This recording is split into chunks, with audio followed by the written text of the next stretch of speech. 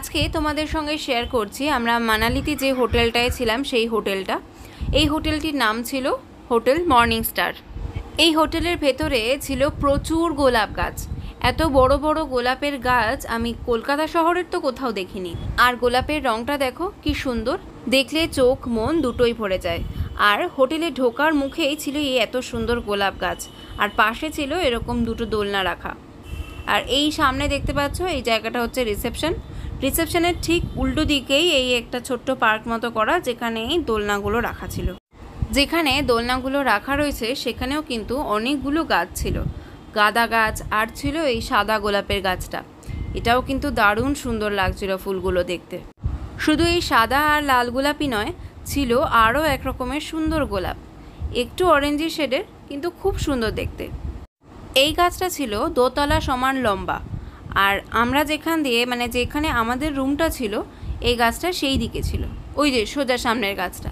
আর এদিকে দেখো আরও কত রকমের ফুলের গাছ, এখানেও কিন্তু একটা লাল গোলাপের গাছ রয়েছে।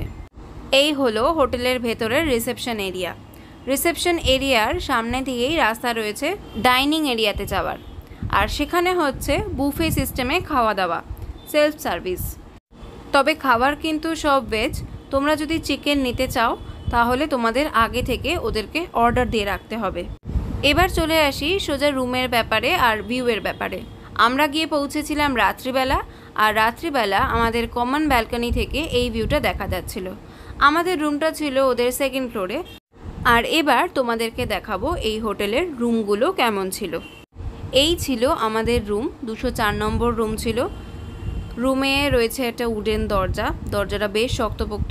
ভেতরে ঢুকলেই একটা বড় সড়ো খাট, আর তার পাশে রয়েছে একটা টেবিলে রয়েছে একটা ইলেকট্রিক কেটেল, আর এই টেবিলটার সঙ্গে অ্যাটাচ রয়েছে আলমারিটার পাশেই রয়েছে একটা বড় সড়ো সাইজের বেড, তাতে রয়েছে ব্ল্যাঙ্কেট, দুটো কুশন আর দুটো রয়েছে বালিশ।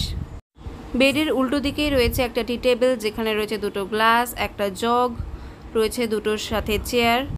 ওরা এখানে দুটো হাওয়াই চপ্পলও দিয়েছিল। আর এবার আমি তোমাদেরকে বাথরুমটা দেখাচ্ছি। একটা মডার্ন ওয়াশরুমে যা যা থাকার দরকার সবই ছিল। Commode, basin, mirror, shower, geyser সব কিছুই ছিল এখানে। সব থেকে বেশি যে জিনিসটা হওয়া প্রয়োজন, বাথরুমটা ছিল খুবই নিট অ্যান্ড ক্লিন। মোটামুটি হোটেলটা আমার ঠিকঠাকই লেগেছে। একটা মডার্ন টয়লেটে যা যা থাকা প্রয়োজন সবই ছিল এই ওয়াশরুমটাতে। আর আলাদা করে কিছুই বলার নেই, 24 আওয়ার্সই গিজার ফেসিলিটিও ছিল ওদের। ওদের সেকেন্ড ফ্লোরে দুটো রুম ছিল, একটা 204 একটা 203। তো 204 নম্বর রুমটা থেকে বাইরের ভিউটা আসে না, হোটেলের ভিউটাই পাওয়া যায়। কিন্তু 203 নম্বর রুমটা থেকে তোমার বাইরের ভিউজটা আসে। সেটা তোমাদেরকে পরের দিন সকালে যে ভিউজটা নিয়েছিলাম সেটা এবার দেখাচ্ছি। জানলা থেকে অত ভালো ভিউটা আসছিল না দেখে আমি চলে এলাম বারান্দাটাতে তোমাদেরকে ভালো মতো ভিউজটা দেখানোর জন্য। বাইরে এসে দেখতে গিয়ে তো মনটা ভীষণ খুশি হয়ে গেল, কারণ দূরের পাহাড়ের চূড়ায় দেখতে পাওয়া যাচ্ছে সাদা সাদা বরফ। এইটাই তো আসল চাওয়া, আর কি চাই। এবার তোমাদেরকে রুম রেন্টটার সম্পর্কেও একটু বলে দিচ্ছি। এখানে ওদের রুম রেন্ট 3000 থেকে 3500, আর এর সঙ্গে ইনক্লুড থাকে ওদের ব্রেকফাস্ট আর ডিনারটা। লাঞ্চ কিন্তু এর মধ্যে ইনক্লুড থাকে না।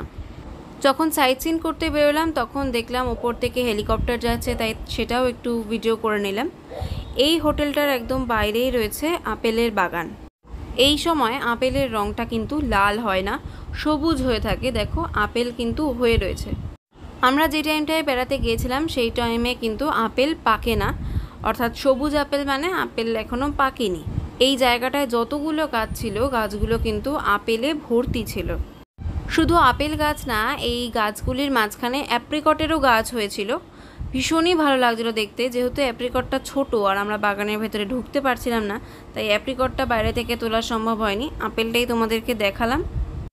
এই গাছগুলো কিন্তু তোমরা বাইরে থেকেই দেখতে পাবে, গাছের মধ্যে হাত দিতে পারবে না বা গাছের ফলে হাত দিতে পারবে না। শুধু আপেলের বাগান বা অ্যাপ্রিকটের বাগান তাই নয়, এই হোটেলটার আশেপাশে কিন্তু অনেক খাবারের দোকানও ছিল, সাথে ছিল মেডিসিন শপসও। তবে হোটেলটা একটু উপরের দিকে, মেলে যেতে হলে একটু নিচের দিকে নামতে হয়। হোটেলের বুকিংয়ের জন্য ফোন নাম্বারটা আমি ডেসক্রিপশন বক্সে দিয়ে দেব। আজকের ভিডিওটা কেমন লাগলো সেটা আমাকে কমেন্টে জানাতে কিন্তু একদম ভুলে যেও না। যদি ভিডিওটা ভালো লাগে তাহলে অবশ্যই লাইক করো, শেয়ার করো, আর যদি চ্যানেলে নতুন হয়ে থাকো তাহলে প্লিজ চ্যানেলটিকে সাবস্ক্রাইব করে পাশে থাকা বেল আইকনটা অন করে দিও, যাতে যখনই আমি কোনো ভিডিও আপলোড করি তোমাদের কাছে তার নোটিফিকেশন পৌঁছে যায়। আজকের মতো তাহলে এখানেই বিদায় নিচ্ছি। নতুন ভিডিও নিয়ে খুব তাড়াতাড়ি তোমাদের সঙ্গে আবার দেখা হবে। পুরনো বন্ধুদের এইভাবে আমার পাশে থাকার জন্য অনেক অনেক ধন্যবাদ। তোমরা এভাবেই আমার পাশে থেকো আর এভাবেই আমাকে সাপোর্ট করো। ভিডিওটা সম্পূর্ণ দেখার জন্য সকলকে অনেক অনেক ধন্যবাদ।